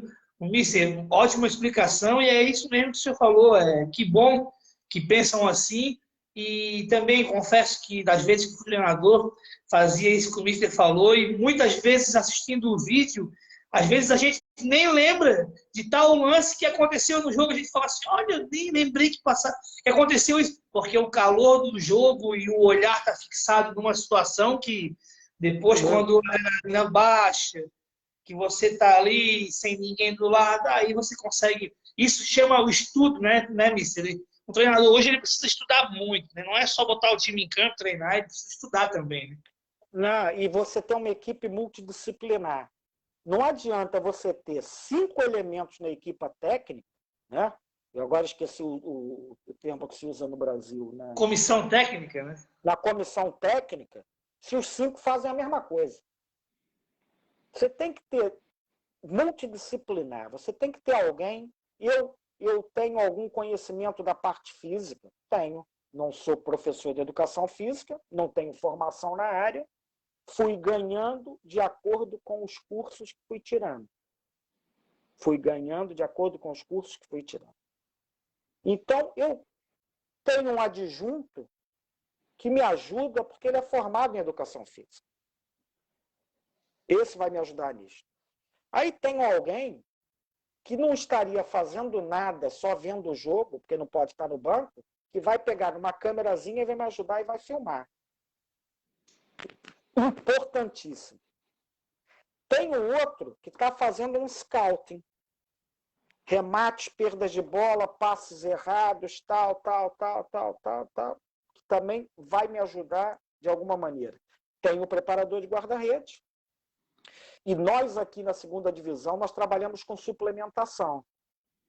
O treino acaba, os nossos jogadores têm suplementos energéticos. E não é só para dar energia, é para acelerar, e o Paulo é a tua área, sabe disso, o whey protein, maltodextrina e outras ferramentas que ajudam a regeneração DCAs, que ajudam a recuperação muscular e a reestruturação muscular. Né? Ou seja, eu sei disso, o curso deu-me alguma base. Sou nutricionista? Não sou. Não sei que implicação é que a utilização de uma maltodextrina, de um BCA, de um whey protein em determinado atleta pode fazer com que ele ganhe peso. Não faço ideia. Então, eu acho importante, tenho tido uma experiência excelente nas últimas épocas, com pouquíssimas lesões musculares. Pouquíssimas. Eu vou dizer, Paulo, em 2 anos nós tivemos uma lesão muscular, as outras foram todas traumáticas. As outras foram choques, entorses. Resultado de quê? Eu não faço ideia quanto eu tenho que dar, o que será ideal para um atleta que pesa X e tem X de altura. Então, a gente tem um nutricionista no clube. Eu utilizo um nutricionista do futebol de 11, que me faz o favor de receber os meus atletas no início da época, de pesá-los, de fazer o tal teste da gordura, o índice de massa gorda, calcular os índices todos de massa corporal, e que me diz assim, esse atleta para perder peso precisa disso, e vocês vão aplicar no treino X. E aí eu tenho um fisioterapeuta, figura importantíssima da equipe técnica, se calhar uma das mais importantes, até mais do que eu, porque é ele que vai avaliar o atleta na hora, que vai trabalhar um return to play, né, uma volta de lesão, que vai diagnosticar e vai dizer, mister, não tem nada, é só psicológico. E eu já fico mais tranquilo. Ou então, olha, atenção, que ele está entrando em fadiga e mais cedo ou mais tarde vai estourar. É melhor segurar. Você precisa muito dele para o próximo jogo, não precisa? Mas precisa, se calhar, dele para o resto do campeonato todo. Então, não utiliza esse jogo, não. Aguenta um pouquinho. Então, esses elementos multidisciplinares na equipa técnica são fundamentais também para isso. Mister, já adiantar para o meu amigo que nós estamos entrando aqui, faltando 4 perguntas. Tá? A próxima pergunta, na verdade, vai ser 2 numa só. E prometo que daqui a alguns minutos eu já libero o Mister aí, porque a experiência do Mister tem assunto aí para... Estamos numa conversa à vontade. Ô, Mister, a minha pergunta é o seguinte: qual o seu maior sonho como treinador e se um dia pensa em retornar ao Brasil como treinador de futsal? É assim, o meu maior, eu prometo que não vou falar tanto agora, vou ser mais rápido. Não, beleza. O meu maior sonho, Paulo, o sonho, eu acho que os nossos sonhos vão se adaptando. Há 10 anos atrás, eu sonhava uma coisa, hoje eu sonho outra. Ou seja, o meu sonho neste momento era pegar no Rio Ave, colocá-lo de volta à primeira divisão e liderar a equipe na primeira divisão. Esse era o meu sonho do momento. E de preferência, com o público. Eu não sei se o Paulo viu uma foto que estava nas minhas redes sociais do público no final do jogo. Postei na página. Postei na página essa foto. Paulo, eu tenho muita saudade disso. Voltar ao Rio Ave, voltar à primeira divisão com o Rio Ave, sendo o treinador principal do Rio Ave e com aquele público na bancada. Esse é o maior sonho que eu tenho nesse momento. Voltar ao Brasil é assim, não é uma experiência que eu dissesse que não.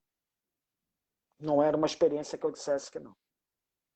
Teria que ser uma experiência que me desse garantias de que eu iria fazer um trabalho correto e que era um projeto que me garantisse aquilo que a gente precisa, que é segurança de sobrevivência, que é respeito pelo nosso trabalho, que é respeito pela profissão.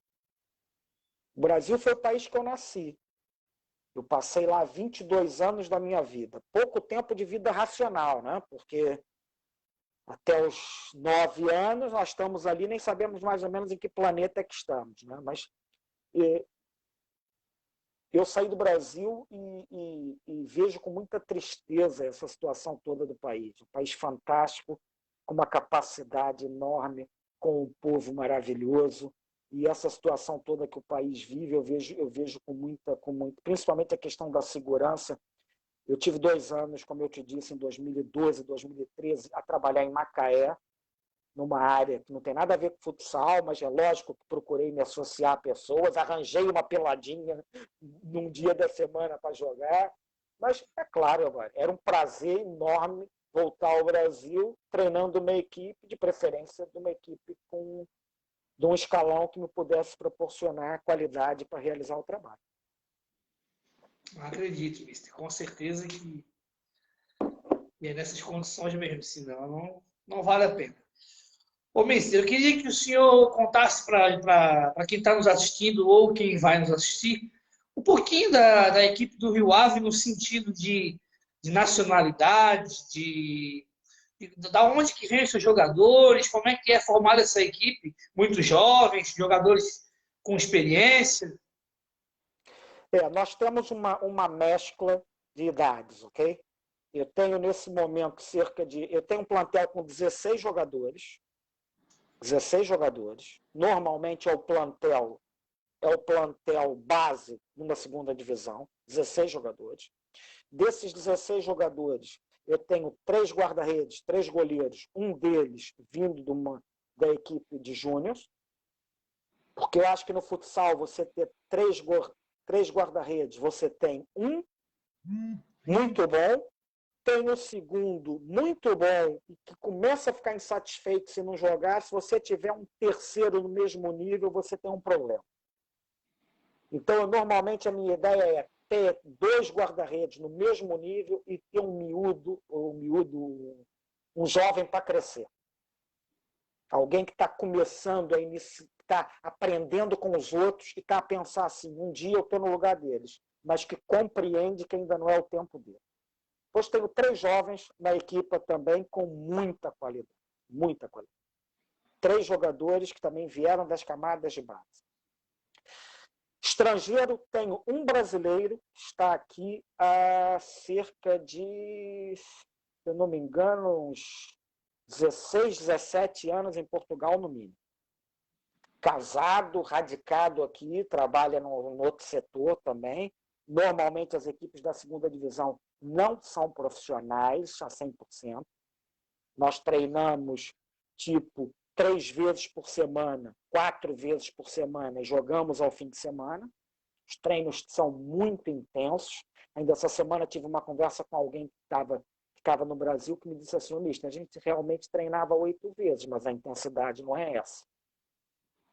Era pouca intensidade. A gente tinha 8 unidades de treino, mas a intensidade não era esta. E normalmente um atleta que vem para cá, se não for um atleta de Liga Brasil, que está acostumado num nível bastante alto, se for um atleta de divisões, de taças regionais, de taças estaduais, ele tem muita dificuldade no início, principalmente no sistema defensivo. Esse é o grande problema. Mas os meus atletas são mesclados. Tenho um brasileiro, o resto são todos portugueses, 4 jogadores de formação, o resto são idades compreendidas entre os 22 até os 32 anos, nesses outros jogadores. O problema da nacionalidade é Paulo. Trazer um jogador estrangeiro para cá começa logo num detalhe. Ele tem que ser melhor do que os que cá estão. Porque o custo dele é muito mais elevado do que o custo do jogador nacional.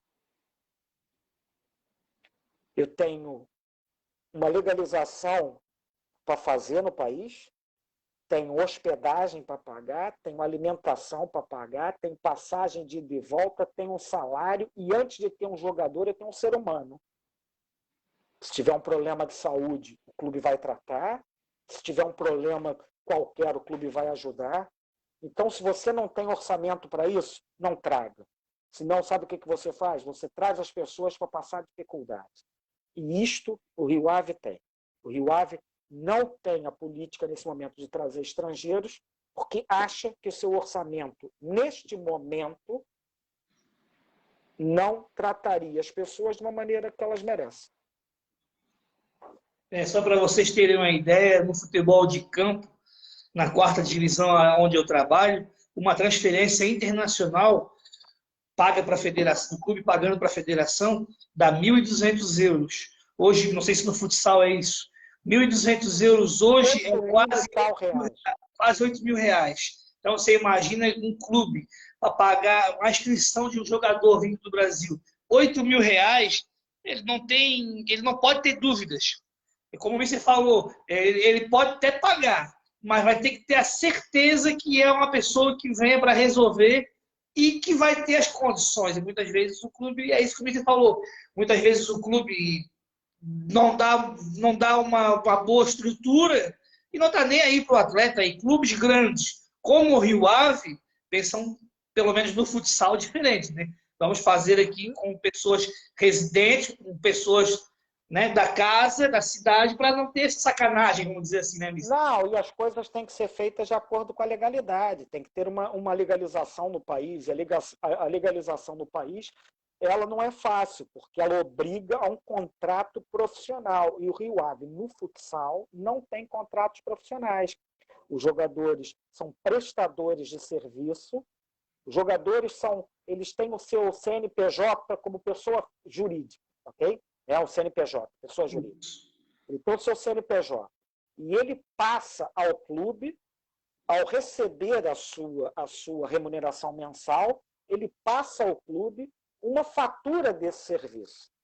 É tudo feito de uma forma muito legal, muito correta, e não permite, nesse momento, que se façam contratos profissionais. Como não fazemos contratos profissionais, o jogador não consegue ser legalizado. Não sendo legalizado, o clube não vai estar à margem daquilo que é a lei, preferimos não trazer.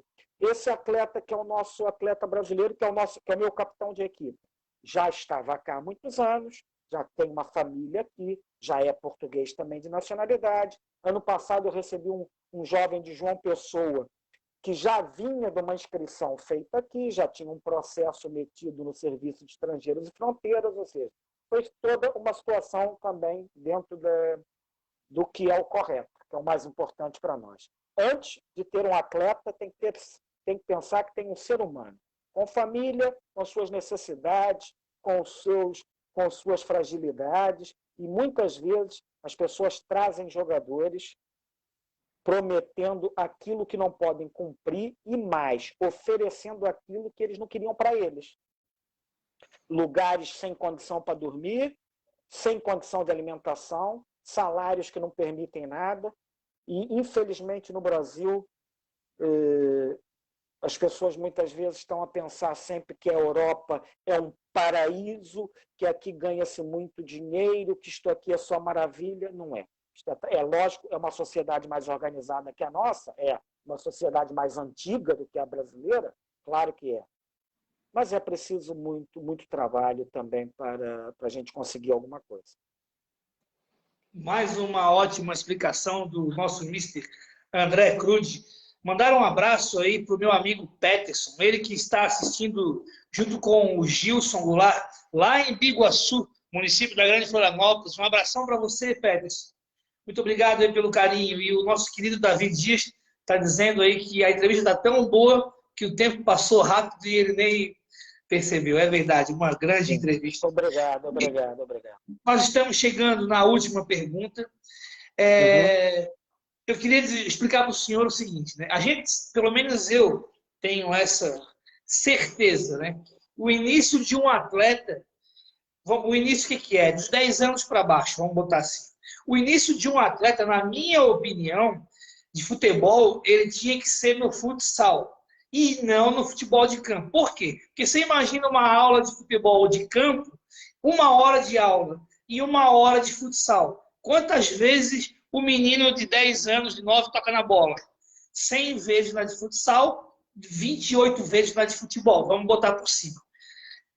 Tendo isso como base, o que o senhor acha? O que o Mister vê? Senhor, não que o Mister não gosta que chame de senhor.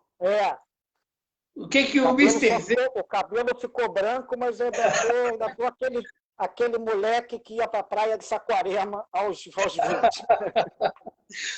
Tendo essa situação do início no futsal, a gente hoje vê várias, não só aqui em Portugal, como no Brasil, eu já vi treinos para miúdos, que a gente chama no Brasil, aqui em Portugal, de forma errada, né? A gente não vê alguns professores hoje para abrir uma escolinha no Brasil, não se precisa de muita coisa. Então, eu queria que o Mister desse um recado, da sua opinião, o que o professor ele deve incentivar um atleta que ele está iniciando no desporto e o que ele não deve fazer, que muitas vezes é o que faz. Eu vou te dizer que tem a ver também pai, treinador. Primeiro, as expectativas nesse momento que se colocam nas crianças, são elevadas e muitas vezes, e eu não estou a julgar, não entendam isso como julgamento, cada um tem as suas guerras, as suas batalhas, as suas dificuldades, mas muitas vezes transfere-se a responsabilidade do sucesso financeiro familiar para uma criança. Esse vai dar jogador e esse vai ser a nossa independência financeira. Nem sei se o menino quer ser jogador. Mas tem jeito, vai ser esse aqui que vai nos salvar financeiramente. Isto é uma responsabilidade muito grande para uma criança. Começa por aí. Segundo, eu assisti agora nesse curso que nós fizemos para formar treinadores, um professor catedrático da Faculdade de Motricidade Humana de Lisboa, chama-se professor Carlos Neto. Quem tiver interesse pode procurar no YouTube. Professor Carlos Neto, da FMH, Faculdade de Motricidade Humana. Foram 2 aulas que ele deu, 2 aulas fantásticas, em que ele diz uma coisa que é a pura verdade. Uma criança que começa um trabalho de futsal, de futebol, no início, eu também concordo contigo a questão de eu acho que a criança desenvolveria muito mais skills, muito mais habilidades, muito mais ferramentas técnicas se ela começasse no futsal. Aqui na Europa, agrava-se uma outra coisa. A atividade do futebol e do futsal é feita no inverno. As crianças vão com temperaturas como a gente tem aqui no norte. Eu sei que o Paulo está numa região até mais ou menos temperada, aí no Alentejo, mas aqui um às 6 horas da tarde de janeiro, faz 2 graus. E as crianças de 6, 7, 8 anos, às vezes chovendo, fininho, com uma temperatura de 2, 3 graus. O futsal vinha resolver uma série de problemas. Problema de conforto dentro do pavilhão do ginásio, problema de desenvolvimento de habilidades técnicas também. Agora, mais importante que isso, essas crianças nessa idade inicial da atividade, elas não devem jogar, elas devem brincar. Elas devem brincar. Isto é como pegar um bebê que não sabe andar, está engatinhando, e a gente colocá-lo em pé e forçá-lo a correr. Ele primeiro vai engatinhar, ele primeiro vai descobrir a sua perna, ele vai descobrir que tem perna, porque nem sequer ele tem a capacidade de saber que pode andar. Né? Aí eles vão começar a brincar, eles vão começar a ganhar lateralidade, virar o corpo, de andar para o lado direito, para o lado esquerdo, de correr para frente, de correr para trás, de brincar sem nenhum compromisso, apenas desenvolvendo a sua capacidade motora. A partir de uma determinada idade, dos 10 anos, 11 anos, eles podem começar a jogar.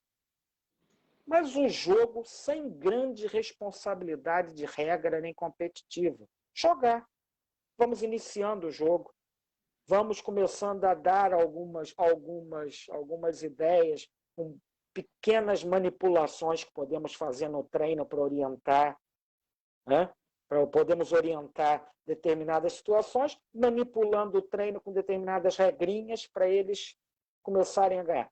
E a partir dos 13, aí sim introduzir, se calhar, a competição. Agora, eu sou a favor, e acho que o grande problema está aí, aquilo que a nossa conversa começou eu dizendo, tive muita sorte de, na altura, com todos os problemas, e não quero entrar em política, porque nesse momento a gente vive uma história que ou sou a favor ou sou contra, ou sou amigo ou sou inimigo. Não quero entrar em política. Estou a dizer que naquela altura nós tivemos uma situação que era, na escola nós tínhamos oportunidade de escolher futebol de salão, handball. As escolas melhores equipadas, basquete, vôlei, não sei.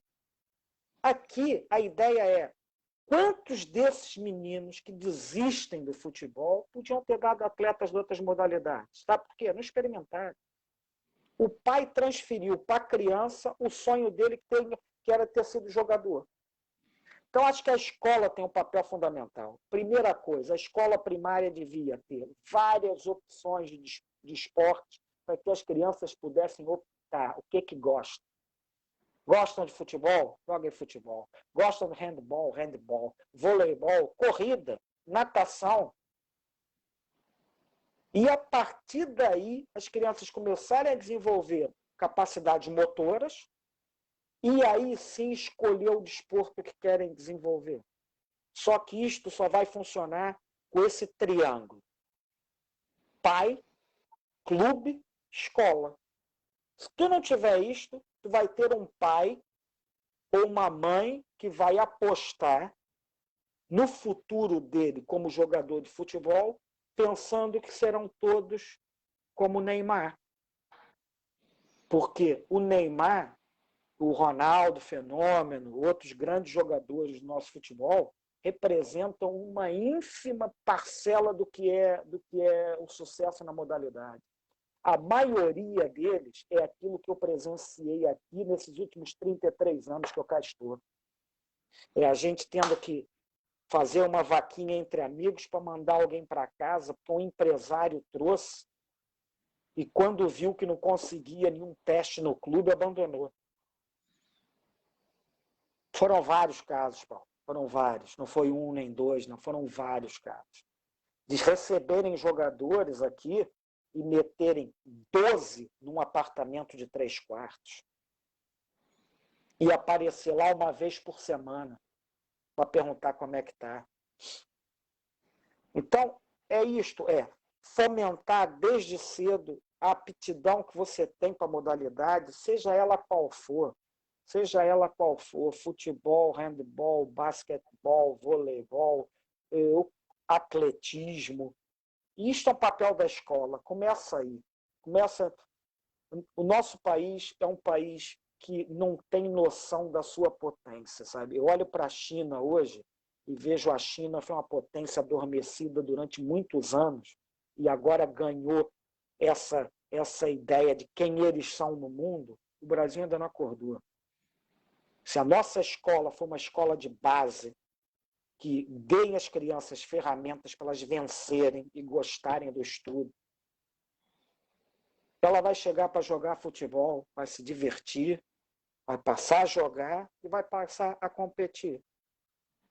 O pai tem que ter um papel muito, muito responsável nisto. E depois, o pai, quando deixa um menino na escola de futebol, ele entregou a responsabilidade e o seu filho ao treinador. Ele tem que confiar no trabalho que o treinador está fazendo. Ele não deve, depois que sair do treino, criticar o treinador. Não deve entrar em disputa por que meu filho jogou menos tempo que o filho do fulano. Não deve xingar árbitro do lado de fora, insultar os árbitros, insultar o treinador que é burro. Ou seja, é toda uma responsabilidade que tem que ser dividida entre várias partes aqui, Fabão. Eu acho que fazem parte da formação do atleta. Se nada disso funcionar como atleta, tu vai ter um cidadão com uma experiência fantástica e que vai encarar as responsabilidades da sociedade de uma maneira completamente diferente, isso eu tenho a certeza. É mesmo. Meu amigo André Cruz, se a gente estivesse com plateia, se nós estivéssemos próximos nessa entrevista, comunicar que a entrevista está chegando ao fim, nesse momento a plateia faria igual a Jô Soares, né?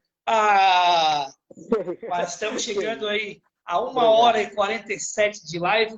Eu conversei com o Mister, que seria mais ou menos 1 hora, só que a gente vai abordando assuntos que são importantíssimos e o papo vai rolando. Mister, eu queria dizer que foi um prazer enorme eu fazer essa entrevista com o Mister. Agradecer mais uma vez por ter aceito o nosso convite de proporcionar, né, até para as pessoas que não lhe conhecem lá do Brasil, saber um pouquinho do seu trabalho, conhecer um pouco da estrutura do Rio Ave e dizer para o senhor dizer para você que me orgulho muito de ter feito essa live com você. Esse papo nosso vai ficar registrado no YouTube, no canal Distrital TV ou Resenha Distrital. Você digita no YouTube e consegue ver a entrevista na íntegra. E mais uma vez, meu muito obrigado, tá bom, Mister? Nada, eu mais uma vez agradeço, Paulo. Eu aceitei com o maior prazer mesmo. Gosto de falar. A gente, quando gosta de fazer alguma coisa, a gente não perde tempo nem trabalha. A gente realiza uma coisa que gosta. Eu também olhei agora que reparei que estou aqui a 1h50 a falar, que nem sequer tinha noção disso. Por quê? Porque estamos a falar de coisas que gostamos. Foi um prazer. Quero te dar os parabéns por essa iniciativa e que ela perdure muito tempo. Aquilo que eu puder, dentro das minhas poucas possibilidades, ajudar, pode contar comigo. Foi um prazer te conhecer também como pessoa, saber um pouco da tua história. Você representa também, calhar como eu, jovem, pessoas que são corajosas, pessoas do bem, que vêm para tentar melhorar, que vêm para tentar criar alguma coisa positiva na vida.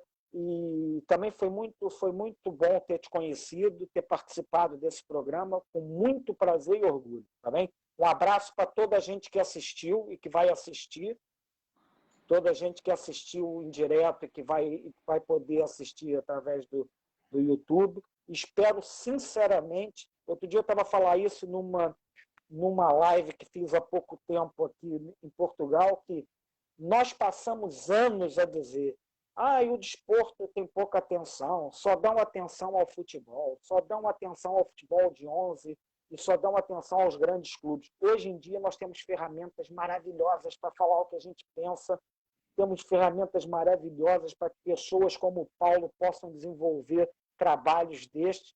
O que falta é pessoas a prestigiarem também esse trabalho. Portanto, eu espero que as pessoas cada vez mais assistam e que tenham prazer em participar. Tá bem, meu amigo? Um forte Tá abraço, certo. muito obrigado. Muito obrigado ao Mister.